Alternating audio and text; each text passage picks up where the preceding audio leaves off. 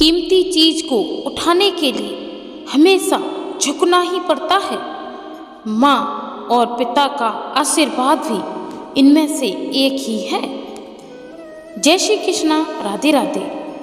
राधे रानी का आशीर्वाद सदैव ही आपके ऊपर बना रहे। खाली हाथ आए हैं, खाली हाथ आए थे, खाली हाथ वापस चले जाएंगे।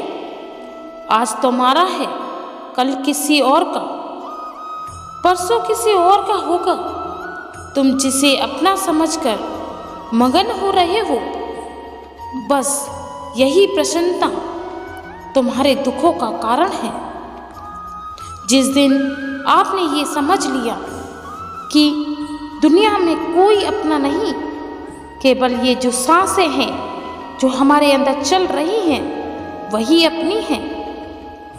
प्रेम और तकरार कभी साथ नहीं चलते, क्योंकि जो तकदीर में होता है वो प्यार में कभी नहीं होता, और जो प्रेम से मिल जाए वो तकदीर में कभी नहीं होता। क्रोध की आवश्यकता एक ही वस्तु में होती है कि आप किससे कितनी घृणा करते हैं। आपको लगता है आप घृणा उस व्यक्ति से कर रहे हैं, परंतु आप बहुत गलत सोचते हैं, क्योंकि आप उससे घृणा करने के चक्कर में आप अपना कितना बड़ा नुकसान कर रहे हैं आप सोच नहीं सकते।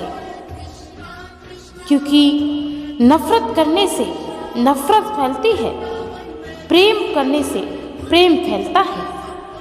अब आपको जागरूक होना है कि आप क्या लेना चाहते हैं।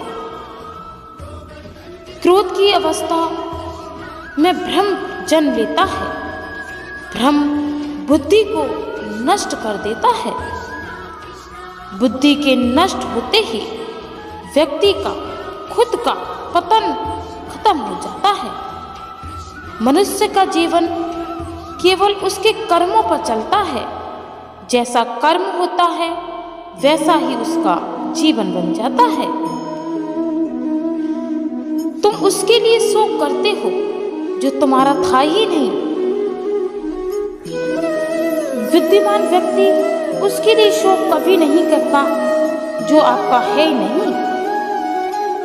मन की शांति के लिए आप पिकनिक पर जाते हैं, यहाँ जाना है वहाँ जाना है, शहर शहर घूमते हैं।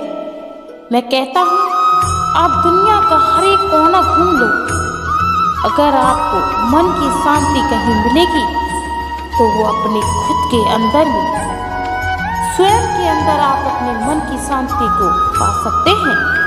अन्यथा कोई ऐसी जगह नहीं बनी जो आपके मन को शांत कर सके। किसी को दुख देने की कोशिश करना, किसी को गलत बोलना, ये हमारे संस्कार नहीं है। क्योंकि हम केवल उस व्यक्ति को जानना चाहते हैं जो सामने है। हम उस आत्मा को क्यों नहीं जानना चाहते जो उस शरीर के अंदर है। अपनी आत्मा से सामने वाले व्यक्ति के आत्मा का प्रेम हो सकता है, फिर भी आप नफरत करने में इतना बिजी हैं कि आप चारों ओर क्या हो रहा है उसको सोच ही नहीं रहे। महान व्यक्ति ना कभी किसी का अपमान करता है और ना ही उसको सहता है। यदि आप किसी के साथ मित्रता में नहीं कर सकते तो उसके साथ शत्रुता करना भी गलत है। जो लोग सच्चे मन से कहते हैं कि हम श्री कृष्ण को मानते हैं, उन पर अटूट विश्वास करते हैं। श्री कृष्ण को मानना कोई मामूली बात नहीं होती। या आपकी कह देने मात्र से आप श्री कृष्ण को मान नहीं सकते, वो आपके अंदर है। श्री कृष्ण हर एक व्यक्ति के, प्राणी के, पक्षी के, हर एक जीव के अंदर है। समझना ये है कि आप अपने अंदर छिपी आत्मा को कितना निखार सकते हैं। जीवन में चुप रहना बहुत जरूरी होता है। ज़्यादा बोलने वाले व्यक्ति हमेशा मार खाते हैं, जबकि उन्हें ऐसा नहीं करना चाहिए, क्योंकि आपके हार जीत पर निर्भर करता है आपका मनोबल। एक व्यक्ति जो स्वयं को निराश करके जीना चाहता है, वो व्यक्ति कभी जी नहीं सकता। जीवन में एक कल्पना है जो हम दिन रात करते हैं। वह दिन मत दिखाना काना कि हमें खुद पर गुरूर हो जाए, रखना अपने दिल में इस तरह कि जीवन सफल हो जाए।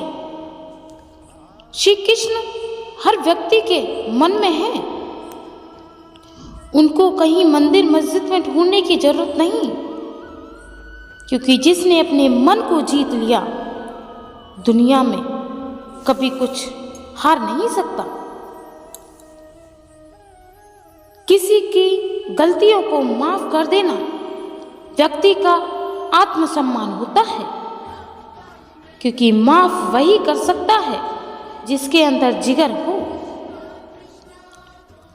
तुम्हारी किस्मत का लिखा तुमसे कोई नहीं छीन सकता। अगर भरोसा है रब पर तो उसे तुमसे कोई मिला नहीं सकता। जीवन में एक कल्पना कर रखी है हमने कि हमें ये चाहिए, वो चाहिए, वो चाहिए। अरे जब कुछ नहीं था तब भी तो चैन से सोते थे। आज इतना सब है तब भी चैन की नींद नहीं लेते, क्योंकि आवश्यकताएं, इच्छाएं अनगिनत हैं, और जिनकी आवश्यकताएं, इच्छाएं अनगिनत होती हैं, वो व्यक्ति कभी चैन से रह ही नहीं सकता। श्री कृष्ण कहते हैं, इच्छा के अनुसार कुछ भी नहीं हो सकता, कर्म के अनुसार सब कुछ होता है। एक व्यक्ति दिन रात चोरी करता था और उस व्यक्ति को लगता था मैं बहुत कुछ कर लूंगा, लेकिन समय का पल्ला ऐसा पलटा। जो व्यक्ति चोरी करता था, एक किसान के गेहूं के खेत से गेहूं की पोटली उठा उठाकर अपने गेहूं के ढेरे पर लगा दी। पूरी रात उसने यही मेहनत की और जी जान से ये मेहनत की, परंतु सुबह देखा जब कांटा लगा दोनों के ढेर पर, तो जिसके गेहूं चोरी हुए थे उसका कांटा तुलता ही चला जा रहा है, और जिसने चोरी की उसका कांटा नीचे होता जा रहा है। तो ऐसा क्यों हुआ? व्यक्ति सोचता है मैंने तो ये रात भर इतनी मेहनत की थी, फिर मेरा ये इतना कम अनाज क्यों हुआ, जबकि इसके खेत में सूखा पड़ी थी, तब भी इसका अनाज इतना ज्यादा क्यों हुआ। इससे पता चलता है कि इंसान की नीयत अगर सावधान हो तो उसे कोई हरा नहीं सकता, उसे कोई नीचा नहीं दिखा सकता। इसलिए स्वयं को पहचानो, स्वयं के कर्मों पर विश्वास रखो। कर्म के चक्कर में आप अपना मान सम्मान मत खो। जीवन के इस पड़ाव पर आप खड़े हो, आपको लगता है आज आराम करना है, दूसरे को लगता है नहीं आज आराम नहीं, आज मुझे काम करना है ताकि मैं आने वाले जीवन को सफल बना सकूं। तो आज जो आराम कर रहा है वो आने वाले जीवन को नर्क की तरफ ले जा रहा है, और जो आज मेहनत कर रहा है वो अपनी पीढ़ी दर पीढ़ी को चैन और सुकून की नींद देने की कोशिश करता है। श्री कृष्ण कहते हैं आपकी हार उस दिन हो जाती है जिस दिन आप कुछ गलत करने लगते हैं।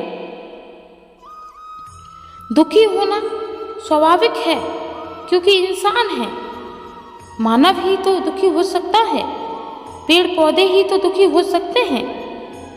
लेकिन गलत बात को लेकर दुखी होना, पश्चाताप करते रहना, वो भी तो गलत है।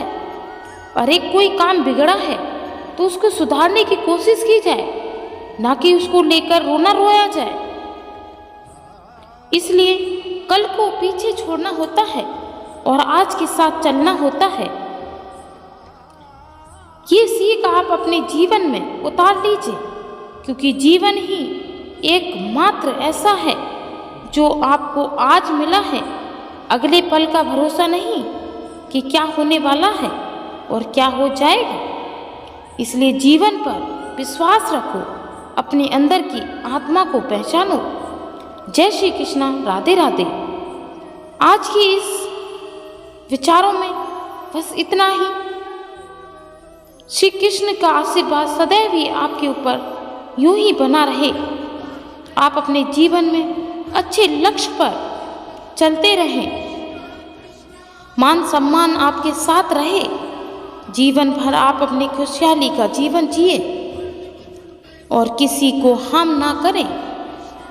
धन्यवाद। जय श्री कृष्णा, राधे राधे।